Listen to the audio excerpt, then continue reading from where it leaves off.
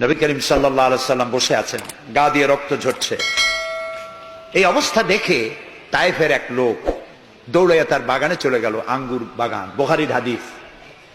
আঙ্গুর বাগান থেকে এক গ্লাস আঙ্গুরের রস নিয়ে এসে রসুলের হাতে দিলেন।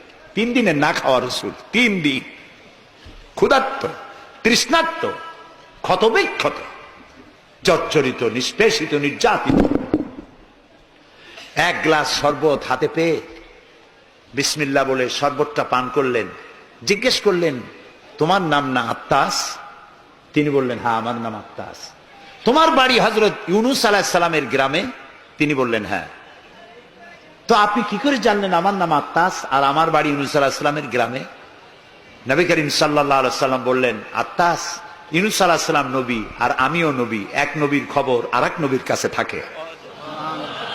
এক গ্লাস শরবত পান করে দুহাত উঁচু